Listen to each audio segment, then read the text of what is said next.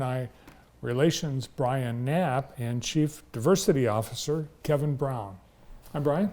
Hi. Kevin. Good to see you. Yeah, good to see both of you again. It was a very exciting way to start the school year with the 150th year kickoff. Absolutely. Big turnout, beautiful weather. Yeah, we had over 2,000 people on campus and couldn't ask for a better night. Actually, I think the sesquicentennial of Spring Arbor is like almost a year away, right? Yeah, so September 2023. And so we are using this whole academic year to celebrate leading up to that day. Cool. So homecoming, that's always been a big deal on campus. Mm-hmm. Absolutely. Kind of changed it up a little bit, rebranded it maybe? Yeah. So Autumn at the Arbor, there's always been activities that have happened throughout the week, but we've decided to brand that and continue to add more events for the community throughout that whole week. And then homecoming is Saturday, October 1st, which is the culmination of the Autumn at the Arbor week. So when is homecoming? Saturday, October 1st. So Autumn at the Arbor is like the whole week? The whole week leading up to it, yes. Oh, wow. Yep. So with Spring Arbor University not having an American football game, you will have a football game. Yes. Yep. 3 o'clock is the men's game versus Grace College. So it's a rivalry game, so it should be a good one. And that's when most of all of those homecoming traditional things happen, like the tailgate and what else happening? Yeah, so we kick off the morning with the Hinckley 5K donut dash. So you get to run or walk and then enjoy some Hinckley along the way.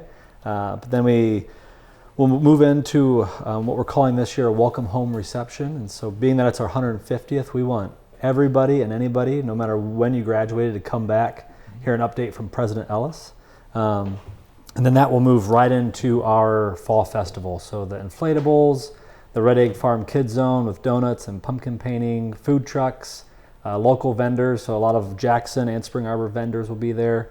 And then, yes, we'll move into our President's Tailgate, where we'll get ready to cheer on our men's soccer team. I was talking to one of your team members over the weekend, and it sounded like everyone was surprised that the square, the clock tower, what do you call it? The plaza. Plaza could accommodate as many people as it did, including a big giant concert. Yeah. It's bigger than it looks. Yeah, we had more room to spare too, yeah. Yeah, I think could have done a few more things. So you're going to be using that space for?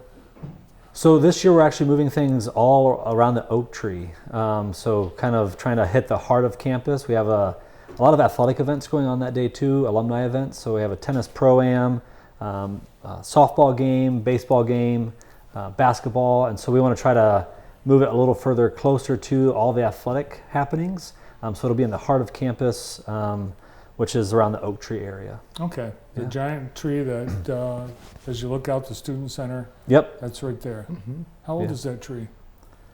I have no idea. You should find out. What if it's 150 years old? Oh, it's more than that. Kevin, you are one of the featured speakers at a special event as part of Autumn at the Arbor. Yes, it's an honor to be able to spend time with our faculty, staff, our alums that are returning to celebrate our sesquicentennial and homecoming, but also to talk a little bit about the work that we've tried to do around bridge building. Our country is, unfortunately, Bart, really polarized on a number of different levels, and the work that we've done over the last 3.5 years with the Bridging the Gap program has really begun to take some notice nationally. And so we really want to be able to let folks here at home know the kind of work and the kind of impact that it's making on our campus, but also nationwide. So Bridging the Gap is something you've been doing for a little while. Yes. Before the pandemic. Correct. Before all of the polarization that's happened. Then does Bridging the Gap become, is it a harder process or is it now more timely? I would say both. It is certainly more timely because of the toxic polarization, But I would also say in some instances, as a result of the polarization, folks can have a tendency to dig in where they stand, which is absolutely fine. We're not asking folks to change necessarily their opinions, but we're actually asking folks to take a moment to pause and to listen to one another so that we can learn from each other and grow. And what we typically find and have found, Bart, is that there is much more that unites us than divides us if we would actually just take the time to listen to one another. And Simon Greer, who is the founder of Bridging the Gap, he's coming in?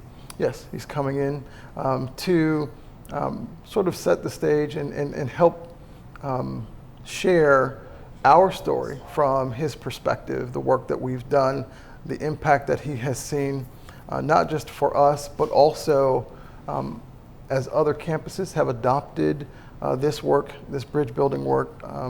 Just to give some context to Spring Arbor being one of the leaders in the country in this work. Well, plus you've done so much with international studies, sending students all over the globe.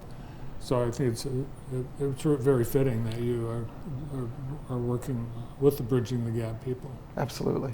And it fits, it aligns with who we are, who God calls us to be as Christians, and what we want to impart on our students as they prepare to go out and leave the campus and engage in the world. How to do that critically, but also gracefully. And this brochure that's up, there's a QR code you can scan, and if you'd like to go to the luncheon, sign up via this QR code. That's Thursday the 29th. Also the weekend, people that were visitors to the sesquicentennial day on the plaza, what was the name of it? Party on the Plaza. Party on the Plaza. Saw a new addition to the Spring Arbor University campus. Yes. And that was? Our new mascot. The new mascot. Absolutely. Yes, the new mascot. And we call it the new mascot because it doesn't have a name. It's not Sparty, it's not Paws, what is it? We don't know yet. So we're in the process of trying to name the mascot through a fun, interactive way with our student and alumni population, taking in submissions. We had over 300 submissions for the name of the mascot, over 100 unique names, and so we are dwindling that down, and then we'll be sending out more information on how they can vote for just a handful of some of those top names. So you're not taking any more submissions? Not at this time, no. Because I had one. Okay. Coogie. Okay. Yeah, it's probably on the list. It could be. Could be. My lips are sealed for right now, Bart. So. Did Landon come up with an idea? He did not, but I'm sure he will be happy with whatever is selected. Kevin's son Landon gave me a couple of ties, and I should have worn one today, but they're really Christmassy, so I'll wait. No worries. I will be anxious to hear what the finalists are. When will we find out? Soon. I don't know the exact date that notification will be going out, but I do know that they've narrowed them down, and so that communication will be going out soon. Did you put a name in? I did not. No? Kevin, No. did you? No, I'll let the voices of the people speak. Absolutely. Everything that we talked about, it's on the Spring Arbor website, arbor.edu. Yep. That's pretty much where you find out more if you want to be part of everything. Absolutely. Great. Good to see you guys. Good to see Thank you, you Bart. for having us. Thank you. Thank you. The Director of Alumni Relations at SAU, Brian Knapp, and Spring Arbor's Chief Diversity Officer, Kevin Brown. Next